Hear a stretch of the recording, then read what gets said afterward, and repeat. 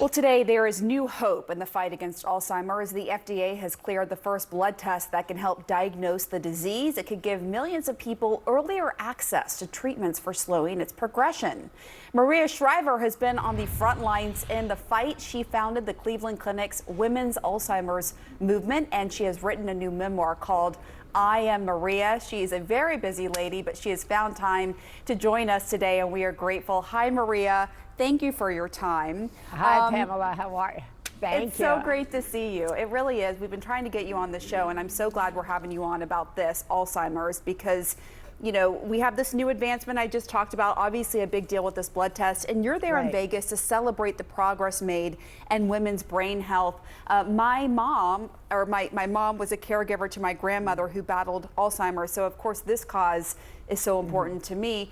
Tell us about this event today, why it is so important, and how people across the country can join in. Well, thank you for having me. And you're right, this event today is really important because it honors researchers who are on the front lines of trying to figure out why women are 2/3 of those who get Alzheimer's. It's also really important because we're celebrating 5 years of the Women's Alzheimer's Prevention Center. And you talked about this new approval for the blood test. And the word prevention and Alzheimer's never used to go together. So the Women's Alzheimer's Prevention Center was really a pioneering movement, a pioneering center to say, yes, there are things that each and every one of us can do. Some of these cases are preventable. You do have power. And I think the blood test obviously gives more power to individuals, but how we live our daily lives also gives us tremendous power. And how we exercise, how we sleep, what we eat, how we conduct ourselves. Do we prioritize our own brain health? That's what the Prevention Center has been studying and looking at, and all the people who go through it are part of the research, are part of science. But the Women's Alzheimer's Movement has really been at the forefront of saying, we're going to look at women's brain health. We're going to look at women's health spans, and we're going to go where people haven't gone before, and we're going to stay at it at this time when research is under duress. Right. There's obviously a lot of uncertainty around funding from the National Institutes of Health now that some Alzheimer's studies are in limbo. How is that going to impact the ongoing fight against Alzheimer's? Well, I think we have to stay at it. That's why the Women's Alzheimer's Movement, I think, is so important. As I said, we've been pioneers in this space, and we're going to continue to fund research. We fund seed grants. Today celebrates our 50th grant.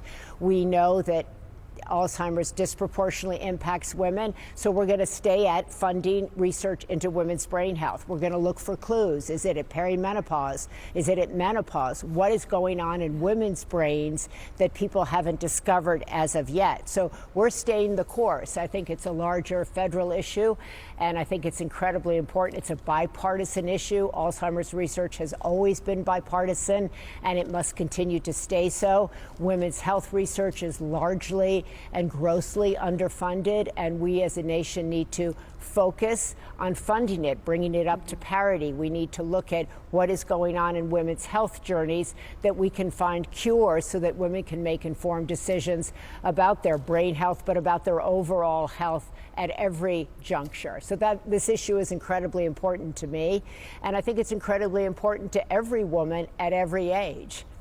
As it should be, and there's a lot more to learn about the woman's brain and why we're more susceptible to Alzheimer's. I mean, I'm certainly interested in that. Again, my grandmother had it, and so I'm so grateful for you to holding this event with the leading researchers on this, talking about all these important issues. And you know, Maria, you mentioned that you think this is a larger federal issue. I know under the Biden administration you were really actively involved. Right now, NIH is under, as you know, the Department of Health and Human Services, and according to a preliminary budget blueprint from the White House, it will see cuts. I know this is obviously a little sensitive since your cousin is RFK Jr., who is running HHS, but what is your message to the agency? What needs to be done on the federal level? Well, I think my message is that the funding at NIH is critical to our nation. It's critical to researchers and scientists. And obviously, I'm not the only person stressing that message.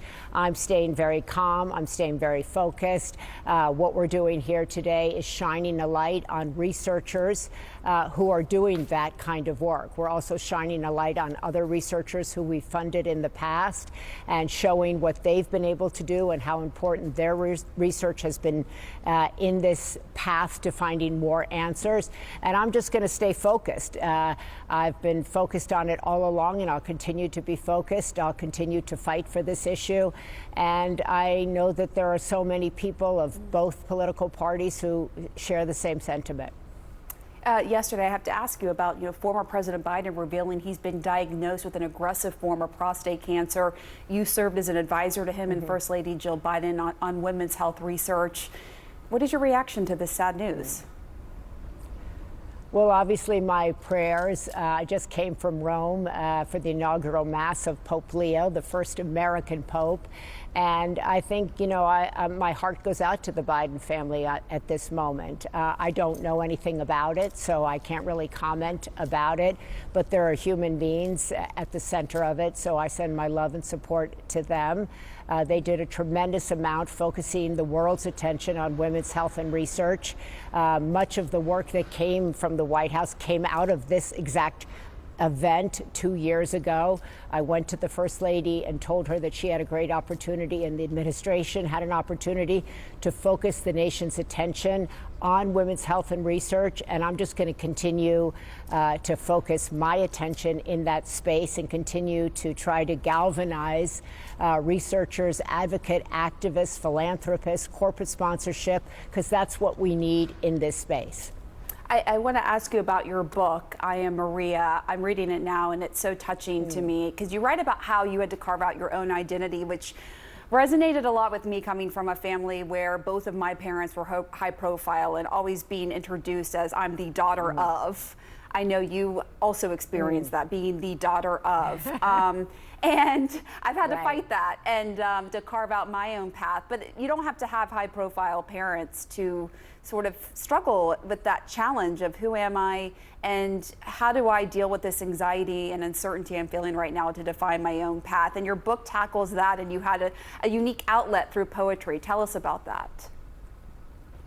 Well, thank you, Pamela. I knew your parents well. Your mother was a great friend of mine, and she was so proud, is so proud of you and your brother and how you both have carved out your own paths. And I think it's a very human desire to figure out why I'm here on this earth. What is my calling? What is my purpose?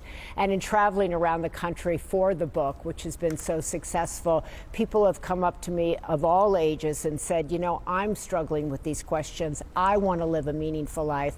I want to figure out who I am separate from my work, separate from who I may or may not be married to, separate from the family I may have been born into. And so for me, poetry was an outlet to discover the voice inside of me. What was I struggling with? What was I dealing with? And it wasn't something that I thought about. I didn't think about poetry, but I had tried all kinds of external achievements to find my path, and those were helpful at different junctures in my life. But poetry gave rise to a voice that was uniquely my own and that has helped me come to peace with the family I was born into and the life that I've led and the life that I'm living.